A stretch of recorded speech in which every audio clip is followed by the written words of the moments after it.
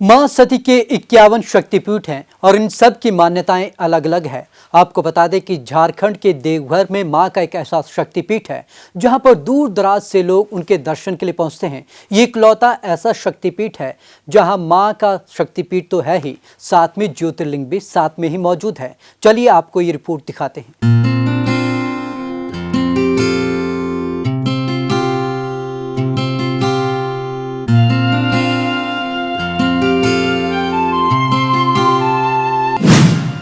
यह ज्योतिर्लिंगों के साथ शक्तिपीठ भी। यहां गिरा था माता का हृदय। हृदय गिरने की वजह से शक्तिपीठ को कहते हैं हृदय पीठ। यह भगवान शिव के 12 ज्योतिर्लिंगों से एक। शिव और शक्ति के ऐक्य का प्रतीक है वैद्यनाथ धाम। झारखंड के गिरिडीह जिले में स्थित देवघर, ये जगह शिव और सती के भक्तों के लिए बेहद खास है। यहाँ शिवलिंग के साथ साथ शक्तिपीठ भी है।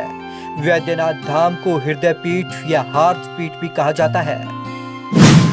यहाँ गिरा था सती का हृदय।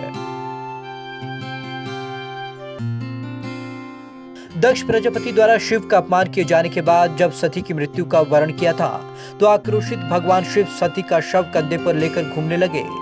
देवताओं की प्रार्थना पर उन्मुक्त शिव को शांत करने के लिए विष्णु अपने सुदर्शन चक्र से सती के मृत शरीर को खंडित करने लगे। सती के अंग जिस जिस स्थान पर गिरे वह स्थान शक्तिपीठ कहलाए।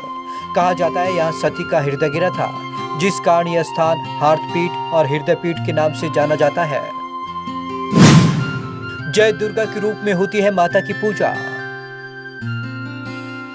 देवघर में माता का हृदय गिरा और उनकी आराधना यहाँ जय दुर्गा शक्ति के रूप में होती है। देवघर की शक्ति साधना में भैरव की प्रधानता है और वैद्यनाथ स्वयं यहाँ भैरव है। इनकी प्रतिष्ठा के मूल में तांत्रिक अभिचारों की भी प्रधानता है। काली और महाकाल के महत्व की चर्चा तो पद्म पुराण के पाताल खंड में भी की गई है। यहाँ भगवान शिव का ज्योतिर्लिंग भी।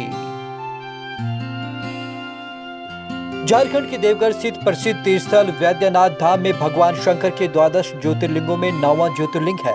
यह ज्योतिर्लिंग वैसे तो सभी ज्योतिर्लिंगों में सर्वाधिक महामंडित माना जाता है, लेकिन यह भारत देश का एकमात्र ऐसा स्थल है जहां ज्योतिर्लिंग के साथ शक्तिपीठ भी है। लेकिन यह भारत देश का एकमात्र ऐसा स्थल है जहां ज्योतिर्लिंग के साथ शक्तिपीठ भी है। ऐसे स्थापित हुआ ज्योतिर्लिंग।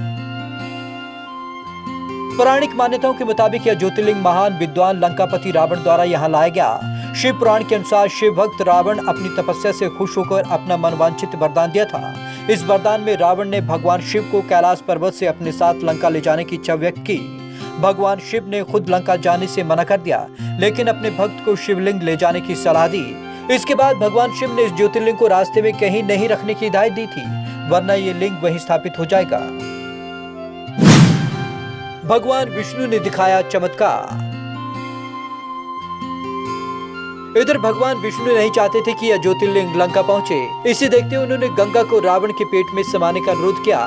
रावण के पेट में गंगा के आने के बाद रावण को लघुशंका की इच्छा प्रबल हो उठी। इसके बाद वह ये सोचने लगे कि आखिर यह ज्योतिर्लिंग किसे सौंप कर लघुशंका कर लें। उसी समय वहां ग्वाले के वेश में भगवान विष्णु प्रकट हुए।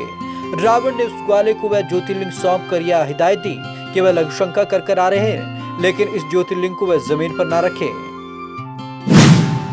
ग्वाला जमीन पर शिवलिंग रखकर हो गया गायब।